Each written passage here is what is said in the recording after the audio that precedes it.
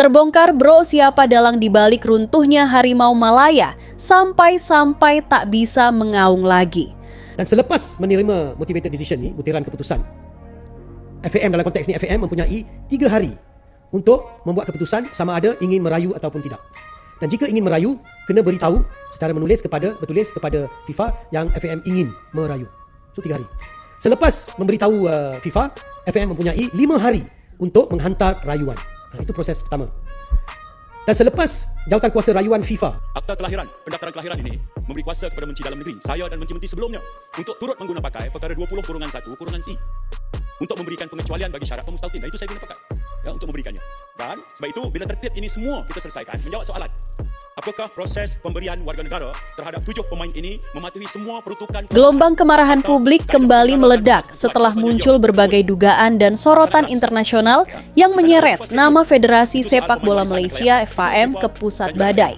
Banyak pihak menilai, dari media independen, pengamat ASEAN, hingga netizen global, bahwa kehancuran sepak bola Malaysia bukanlah kecelakaan, melainkan hasil dari rangkaian keputusan keliru, pengelolaan kacau, dan konflik internal yang tak pernah diselesaikan. Kira-kira siapa dalangnya ya? Yuk kita bahas. Dari dulu kita sudah curiga kan? Dari awal kita sudah merasa ada yang aneh. 7 pemain naturalisasi mayoritas berasal dari Amerika Latin, tiba-tiba punya hubungan darah dengan Malaysia. Serius? Malaysia dengan sejarah diaspora Inggris, India, Bangladesh, kemudian tiba-tiba punya akar ke Argentina, Uruguay, Venezuela, Paraguay? Ini ibarat bilang nasi lemak sebenarnya berasal dari Havana. Logika apa yang mau dipakai?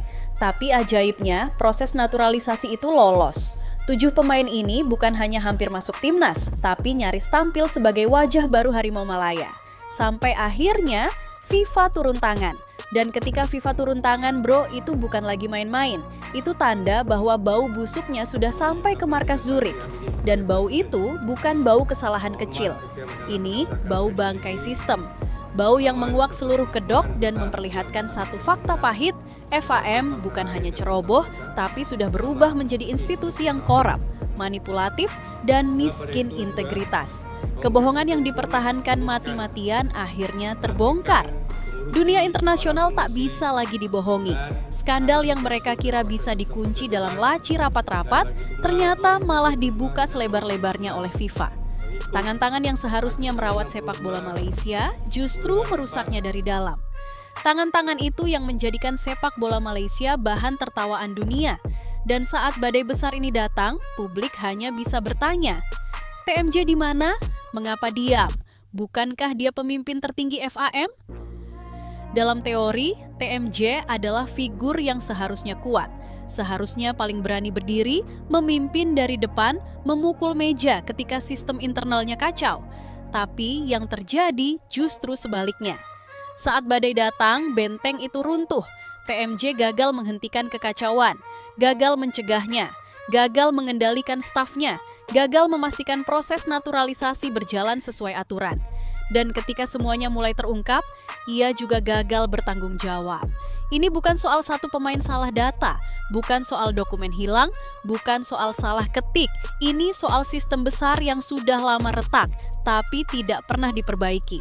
Sistem yang dibiarkan bobrok hingga akhirnya meledak di tangan para pemimpin sendiri. Itulah tragedi sebenarnya. Malaysia tidak kalah oleh lawan. Malaysia kalah oleh pemimpinnya. Mari kita masuk bagian paling lucu dari drama Malaysia 2025. Keinginan mereka untuk membawa kasus ini ke CAS. FIFA sudah bilang no. FIFA sudah memberi bukti. FIFA sudah mengeluarkan dokumen setebal buku sejarah. Tapi FAM bersikeras maju ke CAS seperti ingin ambil second opinion dari dukun patah tulang. Bro, CAS itu lembaga hukum internasional, bukan kedai mama, bukan forum debat dadakan. Tidak ada yang bisa tiba-tiba berubah karena coba aja dulu, mana tahu, nasib baik. Hal semacam ini hanya mempermalukan Malaysia lebih dalam. Publik pun sudah mulai bosan. Media internasional menertawakan. Bahkan masyarakat Malaysia sendiri sudah naik pitam, muak melihat FAM terus menutup mata dan menolak kenyataan. FIFA bahkan tidak lagi memberi ruang untuk spekulasi. Nama-nama itu diumumkan secara terang-terangan. Facundo Garces, John Iraabal, Hector Hevel, Joey Figueiredo, Imanol Machuca, Rodrigo Holgado Gabriel Palmeiro.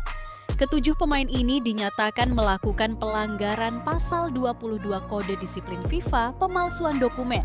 Dan lebih parah lagi, EFM bahkan tidak bisa mengidentifikasi siapa pemalsunya.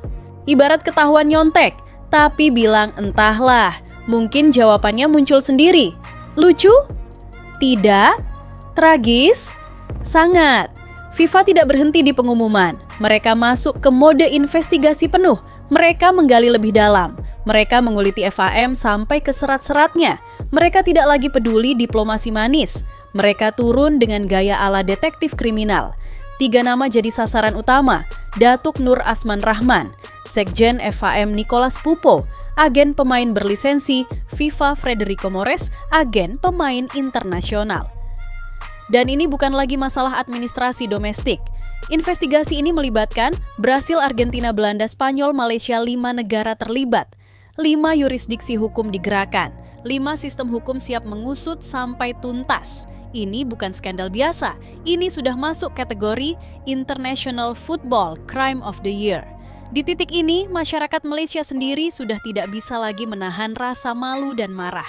Warga Malaysia mulai menyindir FAM di media sosial, fans mulai menyerang TMJ karena diam, wartawan mulai menyingkap kelemahan sistem FAM. Legends dan mantan pemain mulai bersuara keras. Kalau dulu FM masih bisa sembunyi di balik prestasi kecil, sekarang mereka telanjang di tengah lapangan publik. Dan ini semua terjadi bukan karena tekanan luar, bukan karena Indonesia, bukan karena Vietnam, bukan karena AFC. Ini terjadi karena FIFA marah, karena FIFA muak, karena FIFA tidak suka dibohongi. Dan ketika FIFA marah, dunia melihatnya. Sementara Malaysia, mereka hanya bisa berdiri di tengah badai tanpa pelindung, tanpa penjelasan yang masuk akal. Banyak yang menyangka FIFA itu lembaga yang bisa dibolak-balik. Dulu mungkin benar, tapi era itu sudah lewat. FIFA sudah berubah menjadi lembaga yang sangat tegas terhadap pemalsuan, manipulasi data, match fixing, dan pelanggaran integritas. Dan dalam kasus Malaysia, FIFA tidak punya toleransi sama sekali. Untuk FIFA, ini bukan hanya soal dokumen palsu. Ini soal kepercayaan, integritas, martabat sepak bola dunia, dan Malaysia telah merusaknya. Karena itu, FIFA masuk dengan full power. Mereka turun dengan seluruh otoritas hukum internasional. Mereka tidak hanya menghukum pemain, tetapi juga struktur, agen, bahkan pejabat FAM. Mereka membuka file demi file, mereka memeriksa email demi email. Mereka menyisir dokumen demi dokumen, hingga akhirnya mereka menemukan pola. Manipulasi dilakukan secara sistematis, terstruktur, dan dibiarkan. Dan saat pola ini muncul, Malaysia tidak punya tempat sembunyi lagi. Asia Tenggara pernah punya banyak drama. Indonesia sering kena tampar AFC. Thailand pernah ribut internal. Vietnam pernah digempur isu match fixing. Tapi Malaysia mencatat sejarah baru. Bukan prestasi, bukan gelar, bukan kejayaan, tetapi skandal naturalisasi terbesar dalam sejarah Asia Tenggara. Sebuah skandal yang membuat media asing menulis, analis tertawa, dan fans Asia seluruhnya geleng-geleng kepala. Dan yang paling menyedihkan, skandal ini diciptakan oleh tangan Malaysia sendiri. Setelah banding FAM ditolak dan kasus ini dinyatakan serius, barulah publik sadar. Ini baru permulaan. FIFA sedang mempersiapkan sanksi lanjutan. Penyelidikan pidana sedang berjalan. Media internasional mengikuti dengan ketat. Negara-negara terlibat meningkatkan koordinasi hukum. Dan Malaysia, mereka tidak lagi di kursi pemain. Mereka sekarang di kursi pesakitan. Dan semua ini membawa kita pada satu kesimpulan pedas, keras, dan menyakitkan. Kehancuran sepak bola Malaysia tidak datang dari luar. Ia datang dari dalam, dari FAM sendiri, dari pemimpinnya, dari mereka yang seharusnya menjaga, tapi malah menghancurkan. Inilah panggung internasional yang tak pernah diinginkan Malaysia. Biasanya negara tampil di panggung dunia karena prestasi, karena lolos Piala Dunia, karena ekspor pemain, karena memecahkan rekor, tapi Malaysia tampil karena skandal. Dan bukan skandal kecil bro, ini bukan model pemain mabuk di klub malam, bukan pelatih ribut dengan federasi, bukan supporter terlalu heboh.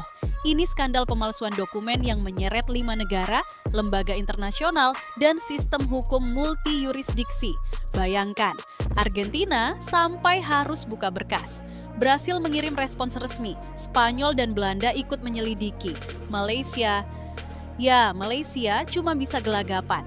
Akhirnya, dunia mulai memandang Malaysia bukan sebagai negara yang ingin bangkit, tapi sebagai negara yang ingin kilas jalan, tapi pakai dokumen palsu. Malaysia pun menjadi meme internasional. Fans luar negeri menulis, Malaysia wanted shortcuts. They cut too many corners and now the whole house collapsed. Sentilannya kena tepat di jantung, bro. Dan makin pedih karena itu benar. Saat badai menghantam, apa reaksi FAM? Bungkam, menunduk, coba-coba menyalahkan staf. Lempar sana-sini, tidak ada klarifikasi tegas, tidak ada transparansi, tidak ada permintaan maaf yang jujur. Mereka memilih jalan paling tidak terhormat, bersembunyi di balik diam. Dan TMJ, seorang figur yang selama ini dikenal vokal, lantang, berani berdebat di media sosial, tiba-tiba diam 1000 bahasa, lenyap, tenggelam, hilang dari publik.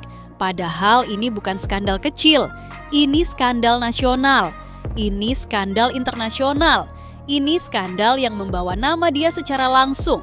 Tapi ketika semua runtuh, sunyi, sepi. Seolah-olah masalah ini bukan tanggung jawabnya. Warga Malaysia yang dulu membela mati-matian, kini mulai berbalik. Mana TMJ sekarang? Bukan dia ketua? Kenapa hilang? Ketika pemimpin menghilang saat krisis, itu tanda bahwa sistem yang ia pimpin bukan hanya rusak, tapi memang dari awal tidak pernah kuat. Kalau dulu kritik terhadap FAM dianggap menghina Malaysia, hari ini publik Malaysia sendiri yang turun tangan menghina federasi mereka. Twitter, Facebook, TikTok, semua penuh dengan satu nada, kami muak.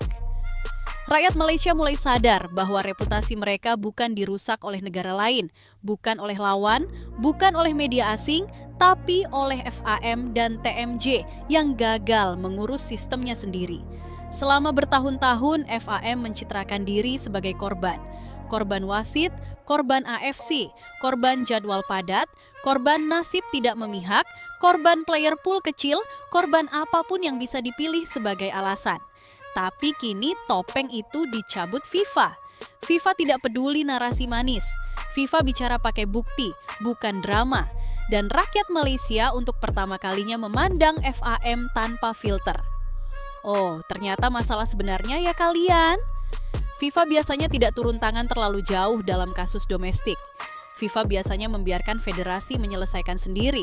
FIFA biasanya baru masuk kalau ada pelanggaran berat. Dan di kasus ini, FIFA bukan hanya masuk. FIFA masuk sambil menggedor pintu, membawa dokumen, membawa bukti, membawa sanksi.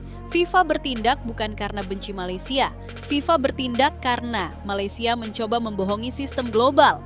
Itu garis merah, garis yang tidak boleh disentuh. Siapapun yang melanggar, selesai.